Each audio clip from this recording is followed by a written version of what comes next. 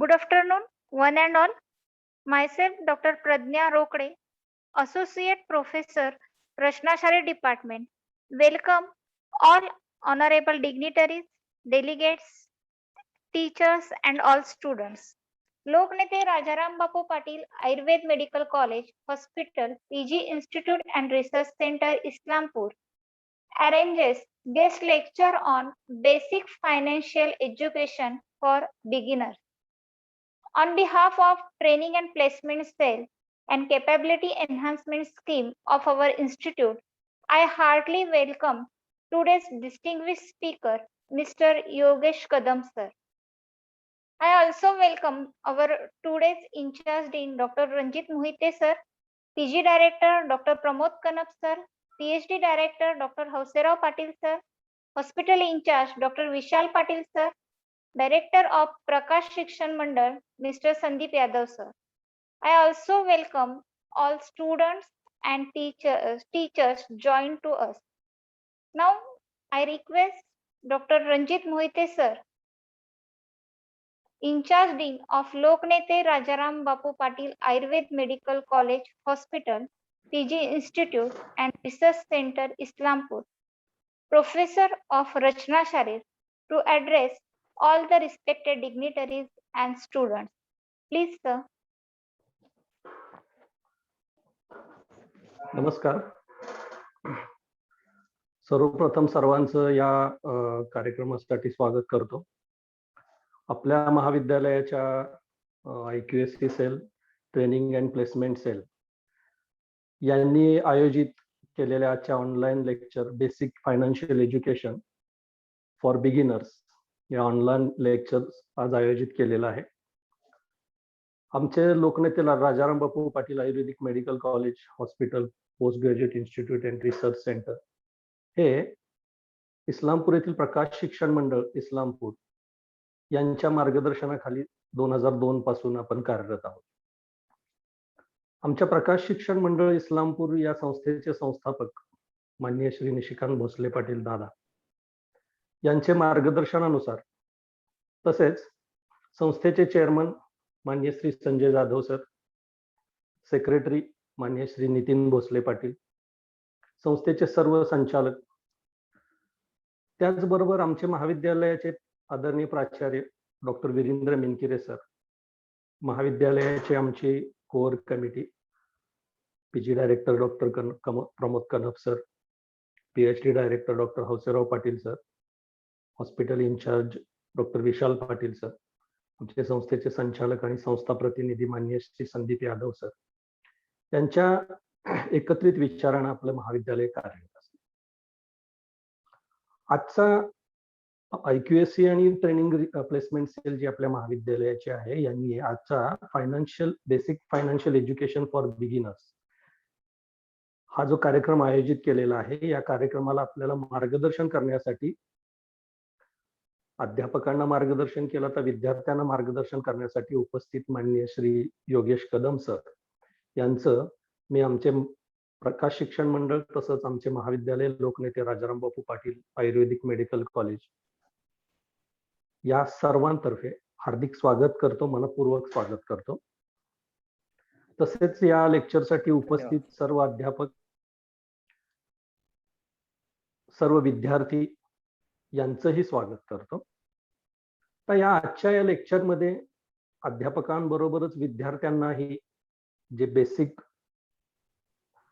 Financial education आहे याचा आर्थिक नियोजन करण्यासाठी, कारण सध्याच्या काळामध्ये आपण बघतोय की कोविडमध्ये जवळजवळ 2 वर्ष झालं सगळं आर्थिक नियोजन कोलमडलं गेलेलं आहे, जी एक नैसर्गिक आपत्ती आहे.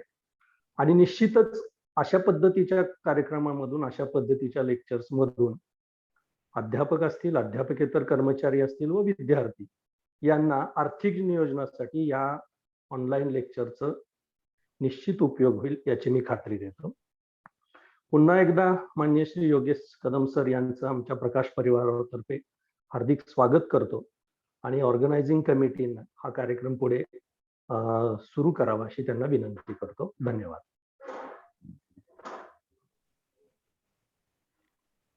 Thank you, sir, for your kind words.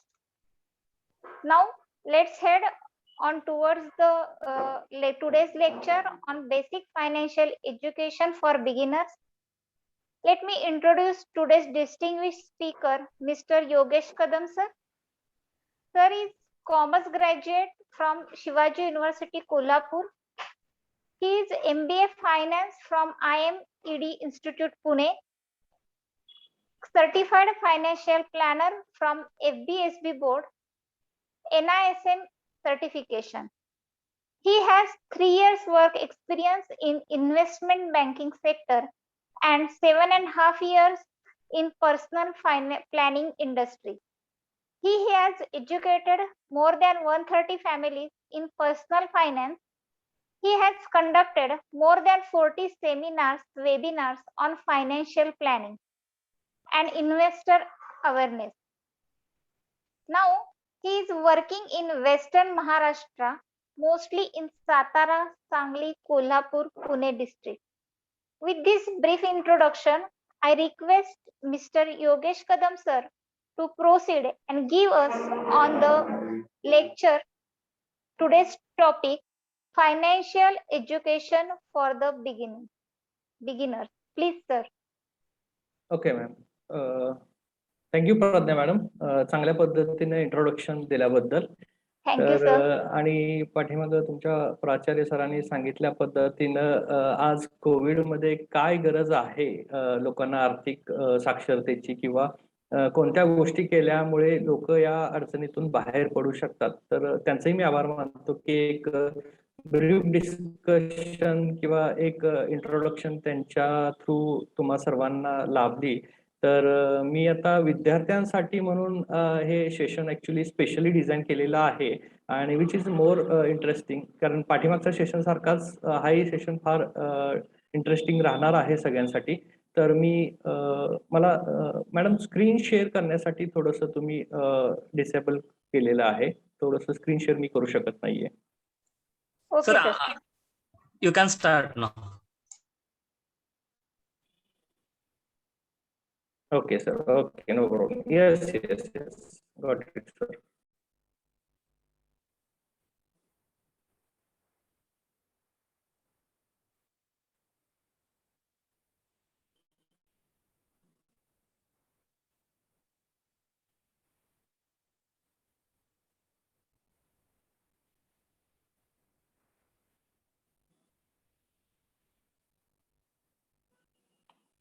Okay, जसं की लास्ट वीकमध्ये डॉक्टर अजित पाटील सरांनी आमच्याशी संपर्क साधून जे आम्हाला 2 सेशन संदर्भामध्ये माहिती दिली, त्याच्यामध्ये पहिला सेशन हा प्रोफेसर लोकांसाठी आणि दुसरा सेशन हा अपकमिंग प्रोफेसर, डॉक्टर्स, स्टार्टअप या लोकांसाठी आहे. तर आम्ही स्पेशली विद्यार्थ्यांच्या दृष्टिकोनातून थोडासा रिसर्च करून हे वेगळ्या पद्धतीची प्रेझेंटेशन डिझाईन केलेले आहे. तर आपण पुढे बघूयात. आणि सगळ्यात महत्वाचं म्हणजे आज विद्यार्थी हे पास आउट होऊन नंतर कोणी प्रॅक्टिशनर बनणार आहे, कोणी कुठेतरी प्रोफेसर म्हणून काम करणार आहे, कोणी पॉलिक्लिनिक किंवा मोठ्या मल्टीस्पेशालिटी हॉस्पिटलमध्ये जॉबसाठी जाणार आहे. या सगळ्या फ्लो मध्ये एक गोष्ट निग्लेक्टेड राहू शकते किंवा दुर्लक्षित राहू शकते, ती म्हणजे फिनान्शियल एज्युकेशन. कारण आज आपण पाठीमागं जाऊन जर पाहिलं तर आपल्याला अंडर ग्रॅज्युएट असताना, ग्रॅज्युएशन मध्ये किंवा पोस्ट ग्रॅज्युएशनला असताना कधीही मनी हा सब्जेक्ट किंवा पैसा हा विषय शिकवलाच गेला नाही. त्यामुळं आज आपल्या समाजामध्ये किंवा आज आपण जे अर्निंग मेंबर्स आहोत त्याच्यामध्ये एक द्विधा मनस्थिती डेव्हलप झालेली आहे की पैसे आपण कमवतो आहोत, पण त्या पैशाचं योग्य नियोजन कशा पद्धतीने करायला पाहिजे, म्हणजे भविष्यामध्ये येणारे काही गोल्स असतील किंवा आपले फ्युचरमधले काही गोष्टी असतील, फ्युचरमध्ये आपल्याला फिनान्शियल करायच्या असतील, त्या कम्फर्टेबली कशा अचीव्ह करू शकतो. किंवा रिस्क प्लॅनिंग संदर्भामध्ये मगाशी सरांनी प्राध्यापक सरांनी सांगितल्या पद्धतीनं की कोविडमध्ये लोकांना रिस्क मॅनेजमेंट सुद्धा विषय तेवढाच महत्वाचा बनलेला आहे की जो निदर्शनास आणून देण्यामध्ये काही लोक काम करत आहेत. तर मला इथं आवर्जून सांगायचं आहे की बेसिक फिनान्शियल एज्युकेशन ज्या वेळेला आपण बोलतो त्यावेळेला बिगिनर्स लोकांनी काही गोष्टी पासून सुरुवात करायला पाहिजे. कोणत्या गोष्टी आपण पहिल्यांदा आत्मसात करायला हव्यात. म्हणजे आपण एक फायनान्शियल लिटरसीच्या कडे एक पाऊल पुढे आपण बाय फिनोपिया सर्व्हिसेस हे आमचा स्वतःचा ब्रँड आहे. फायनान्शियल प्लॅनिंग मध्ये आपण काम करतो. सर्टिफाईड फायनान्शियल प्लॅनर म्हणून आपण एस्टॅब्लिश आहोत. कराडमध्ये आपलं बॅक ऑफिस प्लस कोल्हापूरमध्ये एक आपलं फ्रंट ऑफिस आहे. तर आपण मोर दॅन 130 फॅमिलीजला फायनान्शियल प्लॅनिंग मध्ये सपोर्ट केलेला आहे आजपर्यंत, आणि वेगवेगळे वेबिनार्स पण आम्ही ह्या लिटरसी प्रोग्राम मध्ये आर्थिक साक्षरतेविषयी घेत आलेलो आहे. तर आपण पुढे बघूयात. आपण हे डिस्क्लेमर देत आहोत. आता मला इथं सांगायचं आहे की लोक साक्षर भरपूर आहेत. भारतामध्ये 70% प्लस लोक साक्षर आहेत, पण त्यातले 20% लोक सुद्धा आर्थिक साक्षर नाही आहेत.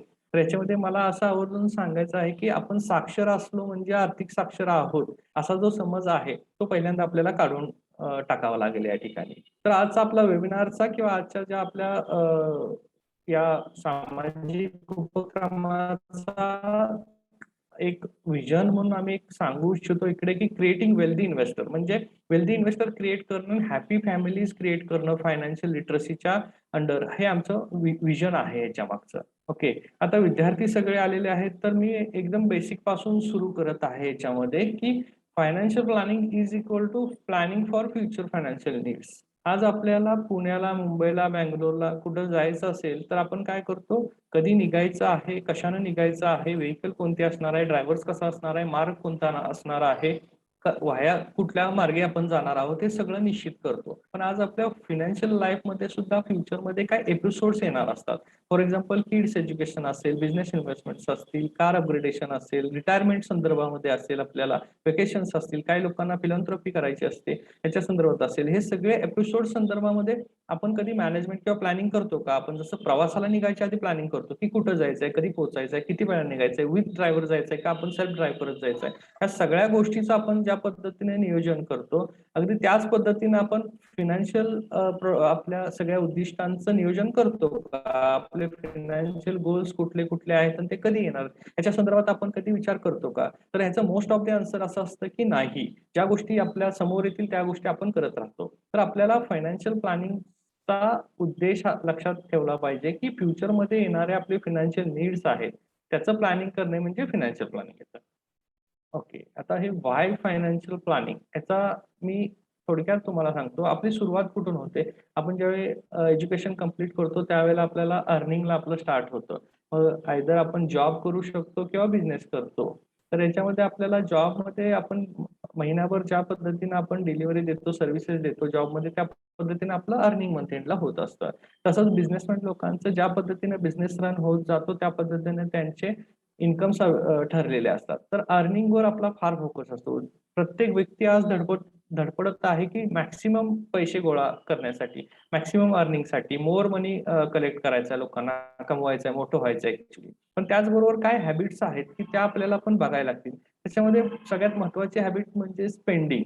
ऍक्च्युली स्पेंडिंगचा अर्थ असा होतो याच्यामध्ये की बेसिक नीड्स साठी पण आपण स्पेंडिंग करत असतो. काही बेसिक नीड्स आहेत त्याच्यामध्ये. बेसिक नीड्स म्हणजे आपले डे टू डे एक्सपेन्सेस, पाठीमागच्या सेशनमध्ये आपण डिस्कस केलेल्या पद्धतीने house hold expenses, kids education असेल, हे सगळ्या बेसिक नीड्स मध्ये येतात. तर आपलं स्पेंडिंग ऍक्च्युली बेसिक नीड्सला किती पर्सेंट होत आहे आणि आपण लाईफस्टाईल स्पेंडिंग किती करत आहे. लाईफस्टाईल स्पेंडिंग मध्ये म्हणजे आज नेक्स्ट स्लाइड मध्ये आपण पाहणारच आहोत सोशिओ इकॉनॉमिक चेंज काय झालेला आहे ऍक्च्युली भारतामध्ये. इंटरनेटचा स्प्रेड वाढल्यामुळे लोकांच्याकडे अवेलेबिलिटी ऑफ प्रोडक्ट खूप झालेले आहे. सिंगल क्लिक मध्ये आपण एनी प्रोडक्ट आपण अवेलेबल करू शकतो किंवा बाय करू शकतो. तर मला इथं आवर्जून सांगायचं आहे की आपले लाईफस्टाईल एक्सपेन्सेस किती आहेत आणि बेसिक नीड्स मध्ये आपण किती एक्सपेन्सेस करतो याचं बायफिकेशन आपल्याला करणं गरजेचं आहे. त्याचबरोबर स्पेंडिंग मधून पैसे राहिले तर आपण सेव्हिंग कडे होतो. ऍक्च्युली सेव्हिंग म्हणजे बचत येते. सेव्हिंगला इन्व्हेस्टमेंट जर लोक समजत असतील तर आज त्यांच्याकडं मी दोन पद्धतीनं इथं डिस्क्राईब करत आहे की सेव्हिंग आणि इन्व्हेस्टमेंट मधला ऍक्च्युअल फरक काय आहे. तर सेव्हिंग म्हणजे एफडी किंवा गोल्ड इन्शुरन्स. आता तुम्हाला प्रश्न पडेल की एफडीला तर आम्ही इन्व्हेस्टमेंट समजतो किंवा गोल्ड इन्शुरन्स असतील त्याला आपण इन्व्हेस्टमेंट समजतो.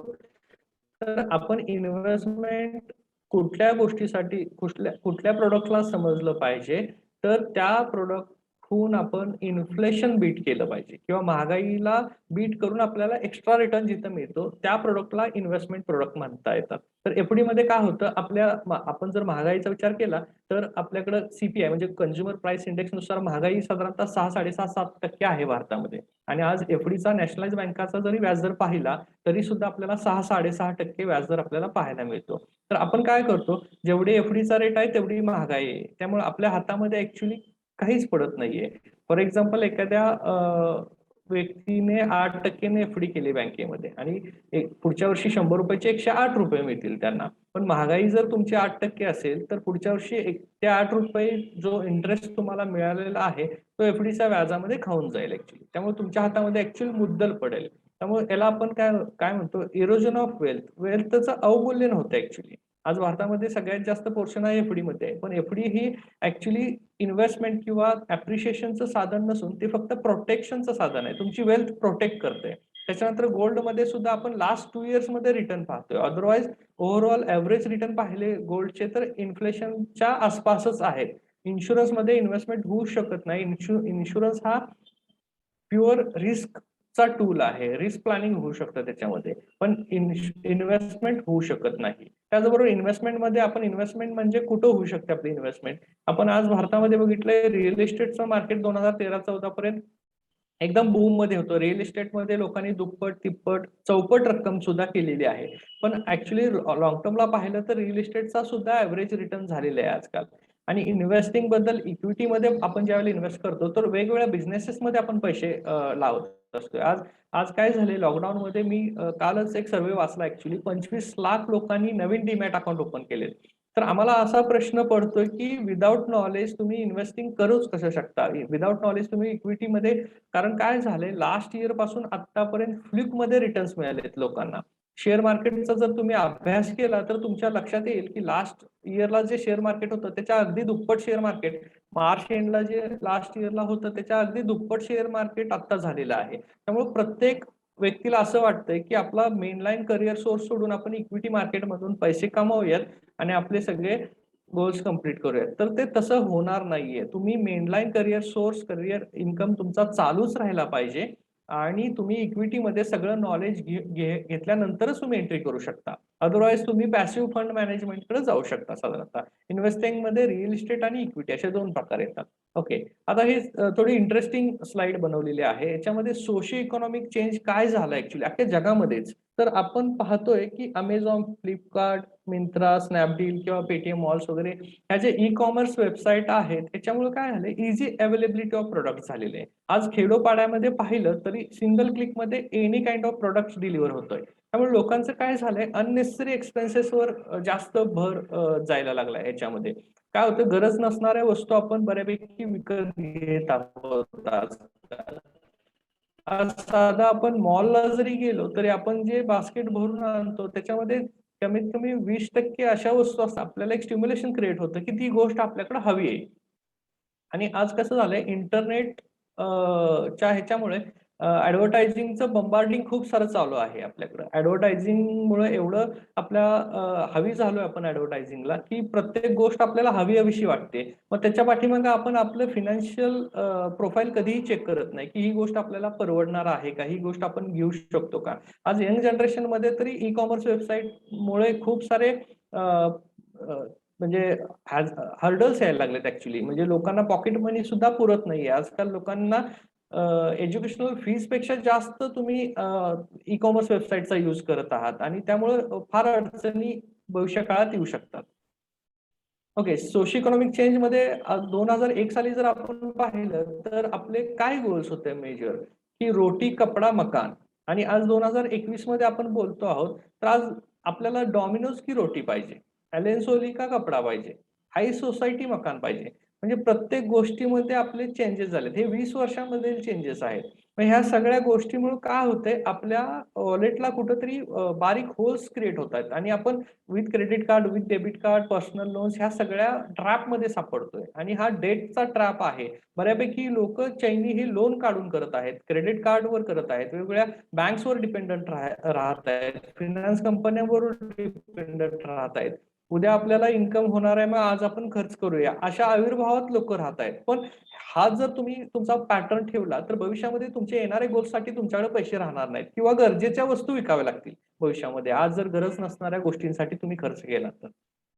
आता इथं इमेज आहे साधारणतः shop versus mall versus e commerce website. आपण लेफ्ट हँड साईडला कॉर्नरला पाहिलं तर किराणा मालाचे रेग्युलर दुकान आहेत. 2001-2090 पासून ते चालत आलेले आहे. 2011 साली थोडासा त्याच्यामध्ये चेंज झाला आणि मॉल संस्कृती उदयास आली. बऱ्यापैकी छोटे छोटे टाउन्स मध्ये सुद्धा आपले इस्लामपूर, कराड, सांगली, सातारा या ठिकाणी सुद्धा तुम्हाला छोटे छोटे मॉल्स दिसायला लागले ऍक्च्युली. त्यामुळे लोकांचा बाईंग पॅटर्न बदलला. लोक किराणा मालाच्या दुकानामध्ये जाण्यापेक्षा मॉलमध्ये जाऊन खरेदीची संस्कृती डेव्हलप झाली. त्याच्यानंतर आज 2021ला आपण पाहिलं तर आज अमेझॉन, फ्लिपकार्ट, मित्रा, स्नॅपडील, पेटीएम वगैरे या सगळ्या ई कॉमर्स वेबसाईट आहेत, त्याच्यामध्ये आपण फार वाव घेतलेला आहे. तर आपण याच्यामध्ये काही गोष्टी निदर्शनास आणून दिलेल्या आहेत. त्याच्यामध्ये टायटन वर्सेस ऍपल वॉच. पूर्वी टायटनचं लेदरचं साधं आपण घड्याळ आपण युज करायला प्रेफर करत होतो. आज त्याची जागा स्मार्ट वॉचने घेतलेली आहे. आज प्रत्येकाकडे पाहिलं तर स्मार्ट वॉच आपल्याला दिसून येतोय. आज इडली वडा वर्सेस पिझ्झा. बऱ्यापैकी लोक नाश्ता, एक हेल्दी नाश्ता म्हणून इडली वडा, सांबर वडा वगैरे अशा पद्धतीने प्रेफर करत होते पूर्वी. आज त्याच्याऐवजी बऱ्यापैकी पिझ्झा, बर्गर, डाएट कोक असतील, फ्रेंच फ्राईज असतील, ह्या सगळ्या गोष्टींना प्राधान्य दिलं गेलेलं आहे. एक 10 वर्षापूर्वी स्कॉर्पिओ नावाची गोष्ट गाडी होती, ती सोशल थोडंसं त्याच्यामध्ये लोकांना जास्त वाटायचं. पण आज फॉर्च्युनर जरी आपल्याला रोडला दिसली किंवा एखादी मोठी लक्झरियस कार इंटरनॅशनल ब्रँडची जरी दिसली तरी आपल्याला काही कौतुक वाटत नाही त्याचं. हा सोशो इकॉनॉमिक चेंज आहे बऱ्यापैकी. पूर्वीच्या बाटाची जागा आज वुडलँड शूज किंवा वुडलँडच्या प्रोडक्ट्सनी घेतलेली आहे. मी आज विद्यार्थ्यांसाठी हा जो डिझाईन केला स्पेशली म्हणून मी याला ह्या ज्वलंत ज्या गोष्टी आहेत निदर्शनास आणून द्यायच्या आहेत त्या मी देत आहे, जेणेकरून काही विद्यार्थ्यांच्या मध्ये आज जर बदल झाला की त्यांचे अननेसरी स्पेंडिंगच्या ऐवजी अननेसरी स्पेंडिंग किंवा डिस्क्रिशनरी एक्सपेन्सेस जे की चैनीच्या गोष्टीवर होतात त्याच्याऐवजी ते जर सेव्हिंगकडे गेले तर त्याचा फायदा खूप होऊ शकतो त्यांना. आपण 1992 साली बघितलं तर बँक एफडीचा एरा होता. आज आपल्या वडिलांच्या आजोबांच्या काळामध्ये 5 वर्षामध्ये दाम दुप्पट होत होती एफडीची, 15% रिटर्न होता. पण 92 नंतर हर्षद मेहता स्कॅम सगळ्यांनीच पाहिलेला आहे. त्याच्यानंतर इक्विटीमध्ये बूम आला ऍक्च्युली. लोकांचे डबल ऍक्च्युली ट्रिपल सुद्धा पैसे झाले. 1997 साली म्युच्युअल फंड इंट्रोड्यूस झाले. त्याच्यानंतर 2005 साली रिअल इस्टेटमध्ये बूम आला बऱ्यापैकी भारतामध्ये. कारण खूप सारे पैसे लोकांच्याकडे यायला लागले. वेगवेगळे पेज 7 पे असेल, 6 पे असेल, तर ह्या सगळ्या गोष्टी इंट्रोड्यूस झाल्यामुळे लोकांच्याकडे अर्निंग किंवा चर्निंग व्हायला लागलं पैशाचं. 2008 मध्ये गोल्ड सिल्वरचा एरा आला होता. म्हणजे आपण पाहिलं इथं तर 92 पर्यंत बँक एफडी चालत होती. 92 नंतर इक्विटीला थोडे लोक ओळायला लागले. 97 साली म्युच्युअल फंड मध्ये बऱ्यापैकी स्कोप आला लोकांना. 2005 ला रिअल इस्टेटमध्ये लोक इन्व्हेस्टमेंट करायला लागली जास्तीत जास्त. 2008 साली गोल्ड सिल्वर बऱ्यापैकी बूम मध्ये होतं आणि परत 2021 साली इक्विटीचं परत बूम आलेला आहे. तर हे जे ऍसेट अलोकेशन असतं किंवा इन्व्हेस्टमेंटचे ऑप्शन्स आहेत ह्याचं एक सायकल असतं. तर ते सायकल समजावून घेणं हे फार महत्वाचं आहे. मनी, पैशाच्या संदर्भामध्ये हा एक छानसा छोटासा कोट आमच्या टीमनं तयार केलेला आहे. त्याच्यामध्ये Wien it is a question of money everybody is of the same religion. पैशाचा ज्यावेळेला संबंध येतो त्यावेळेस सगळे एकाच जागेवर एकाच रिलिजन मध्ये येऊन बसतात ऍक्च्युली. ओके, मला आवर्जून इथं काही यंग प्रोफेसर लोक असतील किंवा स्टुडंट्स लोकांना मला इथं आवर्जून काही गोष्टी इंडिकेट करायच्या आहेत. त्या म्हणजे तुम्ही ज्यावेळेला इक्विटी मार्केटमध्ये एंटर करणार आहात त्याच्या आधी हे तुमचे 6-7 पॉईंट्स कम्प्लीट होणं किंवा असणं गरजेचं आहे. तर तुमच्याकडं do you have a emergency fund? तुमच्याकडे 6 महिने ते वर्षभर पुरेल एवढा इमर्जन्सी फंड आहे का? वर्षभर पुरेल एवढा म्हणजे तुमचे हाऊस होल्ड एक्सपेन्सेस ऍज वेल ऍज तुमचे EMI, किड्स एज्युकेशनचे एक्सपेन्सेस. तुम्ही आज जरी कामावरून ड्रॉप आउट झाला किंवा तुम्ही आज जरी तुमचा जॉब लॉस झाला, पे लॉस झाला किंवा एखादी छोटी मोठी डिसॅबिलिटी जरी आली तुम्हाला, तरी तुम्ही 6 महिने ते वर्षभर घर चालवू शकता का? एवढे फंड्स तुमच्याकडे अवेलेबल असतील तर तुम्ही डायरेक्ट इक्विटीमध्ये जाऊ शकता. त्याच्यानंतर सफिशियंट फॅमिली हेल्थ इन्शुरन्स किंवा टर्म इन्शुरन्स. तर family health insurance, term insurance ह्या दोन्ही गोष्टी एवढ्या इम्पॉर्टंट आहेत. टर्म इन्शुरन्स म्हणजे एखाद्या कर्त्या व्यक्तीची जर सडन डेथ झाली एनी काइंड ऑफ रिझनने, एनी काइंड ऑफ डेथ झाली तर फॅमिली कुठं सफर होणार नाहीये. टर्म इन्शुरन्स हा आपल्या आपण इंटेंजिबल वस्तूंचा म्हणजे गाडीचा असेल किंवा कारचा असेल किंवा टू व्हीलरचा असेल, आपण इन्शुरन्स, मोबाईलला सुद्धा आजकाल इन्शुरन्सेस आलेले आहेत, एवढे सगळे प्रोटेक्शन करतो. पण आपल्या लाईफ आपण अनइन्शुअर्ड ठेवू शकत नाहीये. त्याच्यासाठी आपले बेसिक नीड्स नुसार आपल्याला एक छोटासा टर्म इन्शुरन्सचा कव्हर असणं गरजेचं आहे. ॲज वेल ॲज हॉस्पिटलायझेशनचा धोका खूप वाढलेला आहे. प्लस ॲडव्हान्स ट्रीटमेंट आलेले आहेत हॉस्पिटलायझेशनमध्ये. आज आपण कुठेही फ्लाय होऊ शकतो एनी काइंड ऑफ हॉस्पिटलायझेशनसाठी. तर एक प्रॉपर हेल्थ इन्शुरन्स आपल्याकडे असणं गरजेचं आहे. भारतामध्ये 80 ते 85% कुटुंब हेल्थ इन्शुरन्स विना आज सफर करत आहे. त्याच्यानंतर तुमच्याकडे क्रिटिकल इलनेस कव्हर असणं गरजेचं आहे. त्याचबरोबर तुम्ही लोन्स कुठले घेता, गुड लोन घेता का बॅड लोन घेता. गुड लोन म्हणजे तुमचं एज्युकेशन लोन असेल, फर्स्ट होम साठी घेतलेलं लोन असेल, तुम्हाला नेसेसरी मध्ये एखादी कार येत असेल डे टू डे तुम्हाला ह्याच्यासाठी ट्रॅव्हलिंगसाठी, तर ते सगळे लोन्स गुड लोन मध्ये येतात. अननेसेसरी लोन्स म्हणजे व्हॅकेशन साठी काढलेले लोन, टुरिझम साठी काढलेले लोन, तुमच्या मोबाईल इलेक्ट्रॉनिक गॅजेट साठी जे जे आपण एक्स्ट्रा लोन्स काढतो ते अननेसेसरी लोन्स असतात. तर तुम्ही कोणत्या पद्धतीचे लोन अवेल करता त्याच्यावर तुमचे फ्युचर फायनान्शियल अवलंबून आहेत. कारण आज प्रत्येक गोष्ट लोनवर अवेलेबल आहे. सिंगल क्लिक आपल्याला सगळ्या गोष्टी मिळू शकतात, ईएमआय वर मिळू शकतात. पण ईएमआय किंवा लोन हा एक प्रकारचा ट्रॅप आहे आणि जोपर्यंत लोक सफर होत नाहीत तोपर्यंत त्यांच्या लक्षात येत नाही की आपण ईएमआय वर एवढे डिपेंडंट झालो आहोत की आपली सॅलरी येते, क्रेडिट होते कधी आणि आपली सॅलरी संपते कधी, ह्याचा कधीच आपल्याला ताळमेळ लागत नाही. त्यामुळं मंथ एंडला आपण बऱ्यापैकी बॉरोड मनीवर डिपेंडंट असू तर ते फार भयानक वास्तव आहे ऍक्च्युली. त्याच्यानंतर तुमच्याकडे बेसिक नॉलेज इक्विटीचं असेल तर तुम्ही डायरेक्ट इक्विटी किंवा शेअर मार्केटच्या गोष्टींचा अवलंब करू शकता. कारण आज माझ्या मित्रानं शेअर मार्केटमध्ये इन्व्हेस्टमेंट केलेली आहे आणि त्याला एवढा प्रॉफिट झालेला आहे. कलेक्टिव्ह माइंडसेट झाला आपला, कुणीतरी केलंय म्हणून आपण करत असतो बऱ्यापैकी. पण त्या मित्र 4 दिवस तो मित्र प्रॉफिट झालेले फक्त शेअर करत असतो तुम्हाला स्टेटसला आणि त्याच्यानंतर 5 दिवस तो एकदम थंड असतो. तर त्यावेळेला आपण असं समजून जायचं की पहिले 4 दिवस प्रॉफिट झाला तेवढा त्याने पुढच्या 5 दिवसामध्ये गमावला. तर लोक फक्त प्रॉफिट झालेलाच सांगतात, लॉस झालेला लोक जनरली सांगत नाही. त्यामुळे शेअर मार्केट अभ्यास करून एंट्री करण्याचं ठिकाण आहे. जर बिगिनर्स असाल तर you can go with mutual funds, index funds, small investment तुम्ही स्टार्ट करू शकता, शिकू शकता. एखादा चांगला फायनान्शियल ऍडवायझरचा सपोर्ट घेऊ शकता, त्याच्याकडून नॉलेज अक्वायर करू शकता आणि मग तुम्ही इन्व्हेस्टमेंट स्टार्ट करू शकता. ह्या 5 स्टेप्स तुम्ही फॉलो केल्यानंतर मग तुम्ही इक्विटीमध्ये जायला एलिजिबल आहात का नाही हे तुम्ही ट्रॅक करू शकता. खरं सांगायचं म्हटलं तर स्कूल एज्युकेशन बरोबर आपल्याला फायनान्शियल एज्युकेशनची पण तेवढीच नीड आहे. आज भारतामध्ये स्कूल एज्युकेशनला खूप सारं महत्त्व दिलं गेलं आणि द्यायलाच पाहिजे ऍक्च्युली. आणि रिलिजियस एज्युकेशन मध्ये आपल्याला सगळं शिकवलं जातं, मोठ्यांचा आदर करणं किंवा वेगवेगळ्या गॉड्सची पूजा करणं वगैरे, ह्या सगळ्या गोष्टी आपल्याला रिलिजियस एज्युकेशन मध्ये शिकवल्या जातात. त्याचबरोबर आपल्याला घरी फायनान्शियल एज्युकेशन कधीही दिलं जात नाही किंवा डायनिंगवर किंवा जेवणाच्या ताटावर बसल्यावर वडील कधीही मुलावर डिस्कस करत नाही की पैसा येतो कसा, पैसा वाढतो कसा, पैसा वापरायचा कसा, लोन्स काढणं कितपत योग्य आहे, आपण कुठल्या गोष्टीवर किती खर्च करायला हवा, हे कधीही एखादे वडील जबाबदारीने मुलावर डिस्कस करताना मला फार कमी जाणवतं ऍक्च्युली. फायनान्शियल एज्युकेशन मध्ये आपली सोसायटी बऱ्यापैकी लॅक करते की हे पहिल्यापासून मिळालं गेलेलं नाही. पण फायनान्शियल एज्युकेशन, फायनान्शियल लिटरसी, आर्थिक साक्षरता ही आपल्याला आता स्कूलिंग पासून सुरू करायला पाहिजे. आम्हाला कित्येक लोक म्हणतात की हा एक सब्जेक्टच पाहिजे ऍक्च्युली शाळेमध्ये किंवा ऍटलीस्ट तुम्ही डॉक्टर्स आहे, इंजिनियर्स लोक काही असतात तर त्यांना लास्ट इयरला फायनान्शियल एज्युकेशनचा फाउंडेशन कोर्स पाहिजे, जेणेकरून फ्युचरमध्ये त्यांचे जे अर्निंग स्टार्ट होतील त्याच्यामध्ये ते त्यांचे स्वतः डिसिजन न चुकता घेऊ शकतात. ओके. आता रिटर्न्स फ्रॉम इन्व्हेस्टमेंट जर पाहिलं आपण 1989 पासून 2021 पर्यंतचे आहेत ऍक्च्युली. 2013 तिथं बाय फॉल्ट झालेला आहे. तर क्युम्युलेटिव्ह आपण रिटर्न्स पाहिले तर महागाई 6% वाढलेली आहे आजपर्यंत. कॅशला आपण 0% रिटर्न पकडूयात, कॅशला कधी आपल्याला रिटर्न्स मिळत नाहीत. गोल्ड 11% ऍव्हरेज ग्रो झालंय, ते पण लास्ट 2 वर्षामध्ये ड्रास्टिक गोल्ड वाढलेला आहे म्हणून 11% दिसते. अदरवाईज गोल्डला 8 ते 9%च रिटर्न मिळू शकतो. आज काही लेडीज इथं जॉईन करत असतील किंवा काही जेंट्स लोकांना सुद्धा मी सांगू इच्छितो की गोल्डमध्ये तुमच्या ओव्हरऑल पोर्टफोलिओच्या 5 ते 10% पेक्षा जास्त पोर्शन नाही पाहिजे ऍक्च्युली. त्यामुळे गोल्डमध्ये रिटर्न्स तुम्हाला एक इन्फ्लेशन बीट करू शकता मॅक्स ऍटलिस्ट तुम्ही तेवढंच. ओके.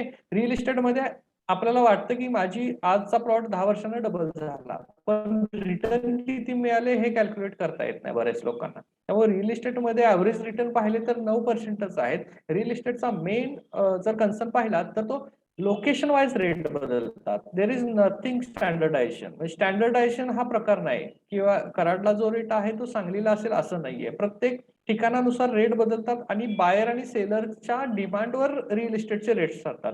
त्यामुळे तसा बघितला तर हायेस्ट रिस्की तो इन्व्हेस्टमेंटचा प्रकार येतो आणि मॅक्सिमम इलिक्विड प्रकार आहे. रिअल इस्टेट तुम्ही मिडनाईटला विकू शकत नाहीये. तुम्हाला जर इमर्जन्सीमध्ये काही अमाऊंट अवेलेबल करायची आहे, उपलब्ध करायची आहे, तर तुम्ही रिअल इस्टेट विकून ती अमाऊंट उभी केलेली आहे अशी उदाहरणं फार कमी तुम्हाला पाहायला मिळतील.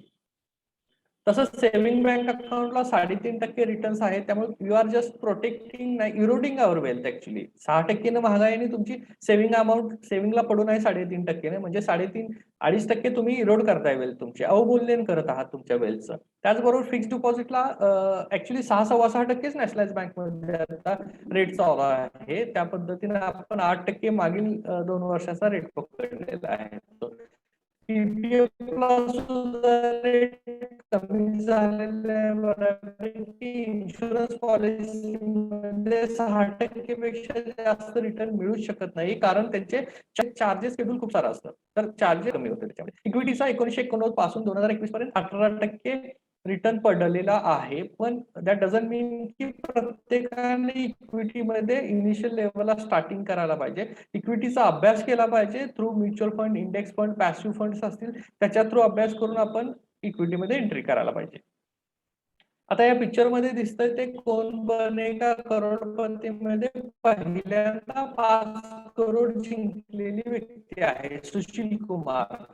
आय गेस युपी किंवा मध्य प्रदेश एरियामधून येतात ते. आज त्यांच्याकडं फिनान्शियल नॉलेज नसल्यामुळं आज 5 करोड मधील फक्त त्यांचं राहतं घर 10 ते 15 लाख रुपयाचं तेवढंच त्यांच्याकडं आज पैसे भरपूर सारे मिळतात. त्याचबरोबर जर मनी मॅनेजमेंट स्किल नसतील आपल्याकडं, पैशाचं यूज कसा करायचा, पैसा वाढवायचा कसा, पैसा साठवायचा कसा, याचं जर नॉलेज, बेसिक नॉलेज नसेल, फाउंडेशन नसेल, तर तो पैसा आपल्याकडे फ्युचरमध्ये टिकेलच याची काही गॅरंटी नाही. Growth mindset, investment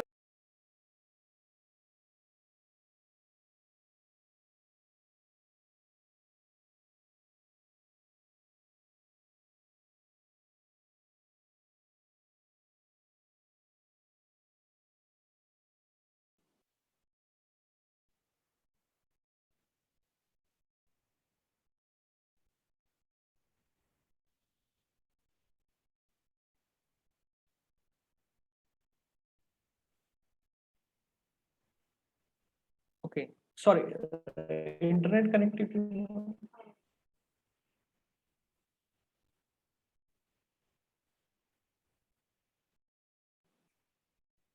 extremely sorry, जरा इंटरनेट कनेक्टिव्हिटीमुळे थोडा आपल्याला इथं डिस्टर्बन्स आलेला आहे. तर आपण इन्व्हेस्टर माइंडसेट बद्दल बोलतोय, तर इन्व्हेस्टरचा माइंडसेट कशा पद्धतीनं पाहिजे.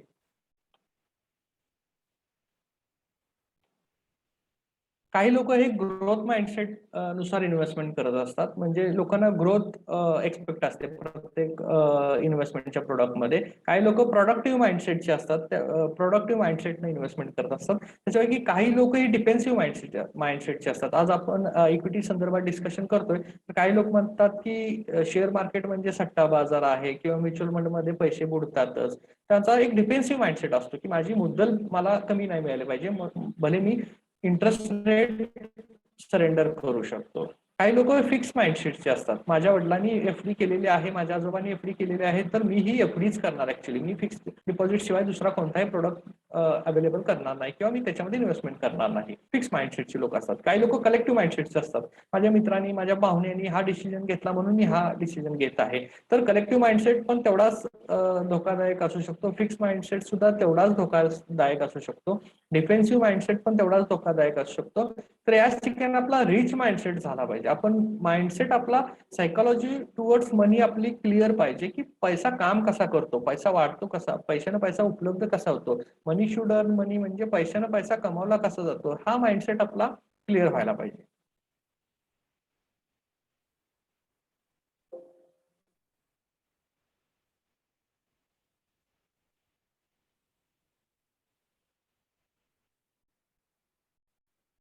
ओके, आपण इकडे कंपॅरिझन पाहतोय FD versus security, bank FD versus banking fund. Banking fund म्हणजे म्युच्युअल फंड मध्ये ज्या कंपन्या बँक स्टॉक्स मध्ये इन्व्हेस्टमेंट करतात त्याला बँकिंग फंड्स म्हणतात. ओके, इथं आपण एक उदाहरण घेतोय. एसबीआय बँक मध्ये एफडी केलेले मिस्टर रमेशनी इन्व्हेस्ट केले होते 1 लाख रुपये 20 मे 2003 साली. रिअल लाईफ एक्झाम्पल आहे. आणि बँक एफडी मध्ये त्यांच्या 11 वर्षानंतर रमेश यांना 2,66,190 रुपये मिळतात एसबीआयच्या बँक एफडी मध्ये. मग त्याच्यामध्ये टीडीएस आणि टॅक्स कट होऊन, त्यामुळे काय होतं, एफडी मध्ये आपल्याला जरी श्युअरिटी ऑफ इन्व्हेस्टमेंट असेल तरी टॅक्सेशन भरपूर लागतं. आपले एफडीचं टॅक्सेशन काय सांगतं, जो आपलं इंटरेस्ट आपल्या इन्कम मध्ये ऍड होतो त्याच्यावर आपण जो टॅक्स स्लॅब मध्ये बिलॉंग्स करतो त्यानुसार टॅक्स लागतो. त्यामुळे एफडी सेक्युअर आहे. एफडी इन्फ्लेशनला बीट जरी करत असेल, डेफिनेटली वेल्थ क्रिएटर नाहीये एफडी. एफडीतून आपण कुठंतरी मोठी वेल्थ क्रिएट केली असं नक्कीच होणार नाहीये. त्याच्या आधीला त्यांनी इन्व्हेस्टमेंट केले होते बँकिंग फंड मध्ये, तर 11 वर्षानंतर त्यांचे 14,67,000 रुपये झाले होते बँकिंग फंड मध्ये. फक्त आपल्याला म्युच्युअल फंड मध्ये टीडीएस किंवा टॅक्स हा प्रकार लागत नाहीये. फक्त आपल्याला रिस्क राहते ती मार्केट व्हॉलॅटिलिटीची. म्हणजे मार्केट डाऊनला असेल तर आपण इन्व्हेस्टमेंट काढली तर आपली इन्व्हेस्टमेंट कमी होऊ शकते. मार्केट कॉन्सोलिडेटेड किंवा हायर साईडला असेल तर आपली इन्व्हेस्टमेंट चांगले रिटर्न्स येऊ शकते. म्हणूनच आपण आपल्या गोलला इन्व्हेस्टमेंट अटॅच केली म्युच्युअल फंडची, की आपला गोल कम्प्लीट होणार आहे त्याच्या आधी 2 वर्ष आपण तिथून बाहेर पडून फिक्स रिटर्न मध्ये जरी आलो तरी आपण कम्फर्टेबली आपले गोल्स कम्प्लीट करू शकतो. इक्विटी जरी व्होलॅटाईल असेल तरी लॉंग टर्मला वेल्थ क्रिएशन करायचं असेल तर इक्विटी सारखा प्रोडक्ट नाहीये. इक्विटी तुमचे पेशन्स चेक करत असते नेहमी. आज सेन्सेक्स पाहिला तर 100 टाइम झालेला आहे 30 वर्षामध्ये. जर 272 रुपये 1984 साली सेन्सेक्स होता, तर आपण 2014 पर्यंतच उदाहरण घेतलेलं आहे. 27,499 रुपये 2014 साली सेन्सेक्स होता. आता एक्झॅक्ट डबल झालेला आहे. तर 30 वर्षामध्ये त्याने 100x इक्विटी मार्केटनं रिटर्न्स दिलेला आहे. Don't invest money in one segment for a company. मला सांगा, कुठलीही इन्व्हेस्टमेंट असली, 100 रुपये तुम्हाला इन्व्हेस्ट करायचे असेल तर ते तुम्ही 6 ते 7 ठिकाणी विखुरले गेले पाहिजेत. काही अमाऊंट एफडी मध्ये, काही अमाऊंट गोल्ड मध्ये, काही छोटीशी अमाऊंट तुमची साधारणतः म्युच्युअल फंड मध्ये गेली पाहिजे, काही अमाऊंट इक्विटी मध्ये गेली पाहिजे, काही इन्शुरन्स मध्ये थोडीफार इन्व्हेस्टमेंट झाली, काय पोस्टलच्या स्कीम मध्ये, काय ETF मध्ये.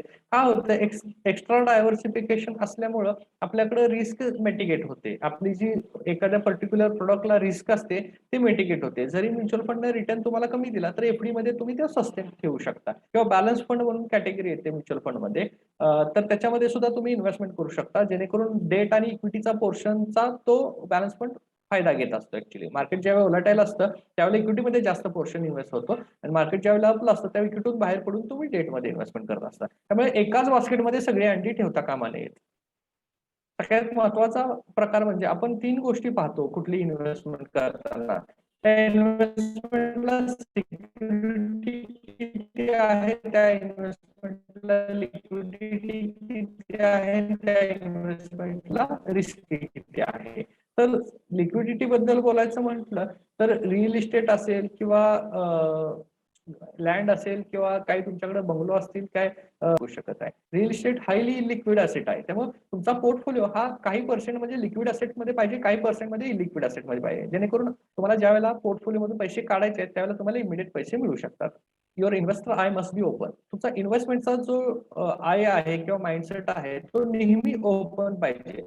आज काय झालंय समाजामध्ये 10% 15% महिन्याला पैसे देतो म्हणून स्कीम काही लोक आणत आहेत लोकांना फ्रॉडच्या अंडर. तर आपले डोळे आपण उघडे ठेवून आपण इन्व्हेस्टमेंट करायला हवे त्या ठिकाणी. काय होतं, बँकिंग चॅनल थ्रू सुद्धा आपल्याला बऱ्याच साऱ्या स्कीम्स येत असतात. त्यामुळे आपण सगळ्या गोष्टीचा पडताळा करून आपल्याला कुठली सुटेबल स्कीम आहे, आपल्या फ्युचरमध्ये ते गोलला आपल्या अटॅच होऊ शकते का, या सगळ्या गोष्टीचा सारासार विचार करून आपण इन्व्हेस्टमेंट स्टार्ट करायला पाहिजे. आणि जर आपण स्वतः इन्व्हेस्टमेंट करणं जर लोकांना कठीण जात असेल, काही फिनान्शियल नॉलेजचं जर कमतरता असेल, तर तुम्ही प्रोफेशनल ऍडवायझरची सुद्धा हेल्प घेऊ शकता. प्रोफेशनल ऍडवायझर जे तुम्हाला प्रॉपररित्या गाईड करू शकतात, ज्यांच्याकडे कुठलाही प्रोडक्ट सेलिंगसाठी नसतो, ते अनबायस्ड कन्सल्टंट असू शकतात. लास्ट सेशन मध्ये ज्या पद्धतीने आपण प्रोफेसर लोकांना जशी ऍक्टिव्हिटी दिली होती टीचिंग नॉन टीचिंग लोकांना, तशीच आपण एक विद्यार्थ्यांना ऍक्टिव्हिटी आपण आता देत आहोत, जेणेकरून ते त्यांच्या फॅमिली मेंबर सोबत, त्यांच्या आई वडिलांसोबत हे डिस्कस करू शकतात की 6 महिन्याचा कॅश रिझर्व्ह आहे का आपल्या घरी, सफिशियंट टर्म इन्शुरन्स तुमच्या बाबांनी आईनी घेतलेला आहे का वर्किंग असतील तर, हेल्थ इन्शुरन्सचं प्रमाण कसं आहे आपल्या फॅमिलीमध्ये, शॉर्ट टर्म गोलसाठी काय तरतूद केली आहे वडिलांनी आपल्या, रिटायरमेंट प्लॅनिंग संदर्भामध्ये वडिलांचा काय प्लॅन आहे, किड्स एज्युकेशन संदर्भामध्ये वडिलांनी कुठल्या गोष्टी केल्यामुळे आज आपण एज्युकेशन घेत आहोत. तर ही ऍक्टिव्हिटी फाउंडेशनसाठी फार गरजेची आहे. तर विद्यार्थ्यांनी ह्याचा स्क्रीनशॉट घ्यायला हरकत नाही, स्टुडंट्स लोकांनी सगळ्या, आणि प्रोफेसर लोकांनी सुद्धा याच्यावर वर्कआउट करायला हरकत नाही. ह्या जर गोष्टी कम्प्लीट असतील तर आपण बेसिक फाउंडेशन कम्प्लीट केलं आहे असं आपण गृहीत धरू शकतो. If you fail to plan, you are planning to fail. तुम्ही जर फेल झाला प्लॅन करण्यामध्ये, तर तुमचं सगळं प्लॅनिंग फेल होऊ शकतं. त्यामुळे तुम्हाला प्लॅनिंगला फार महत्व दिलं पाहिजे. And thank you for your patience listening. तर या ठिकाणी कॉन्टॅक्ट डिटेल्स दिलेले आहेत, तर जर कोणाला आवश्यक असेल तर कॉन्टॅक्ट तुम्ही घेऊ शकता.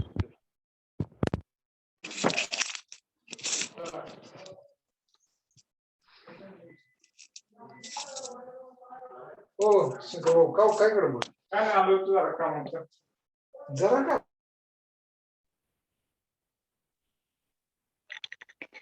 तर स्टुडंट्सला काही क्वेश्चन्स विचारायचे असतील भविष्यात फायनान्शियल बद्दल तर विचारू शकतात स्टुडंट्स. Yes madam.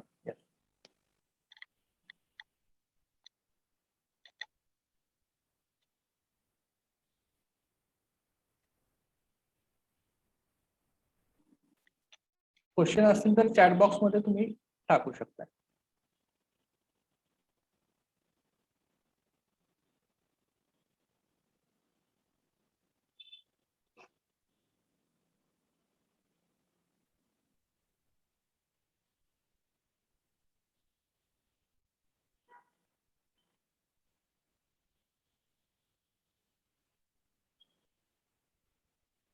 मॅडम मी स्क्रीन शेअरिंग स्टॉप करू शकतो ना आता? हा सर. चालेल.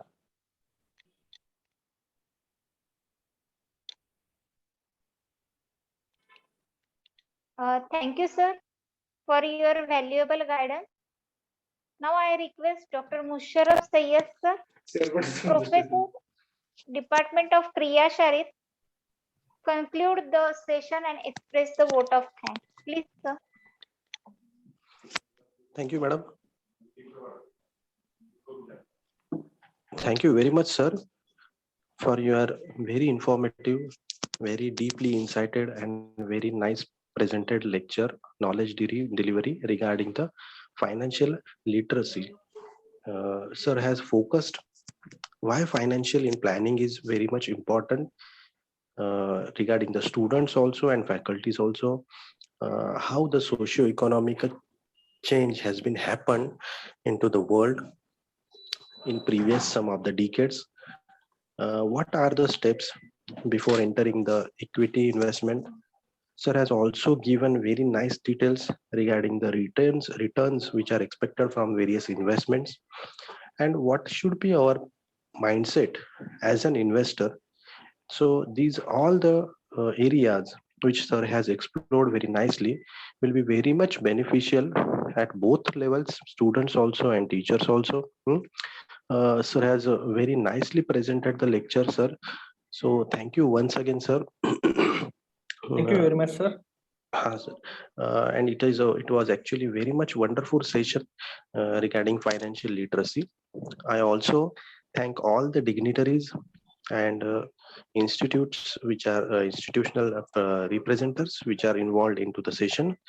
I also convey my sincere thanks to IQAC, TPC and ICTC committees, which are, and also the persons who are directly and indirectly involved into the session to make it more effective and successful. Thank you one and all. And hereby I declare the session has been ended. Thank you all. Thank you so much. Thank you, sir.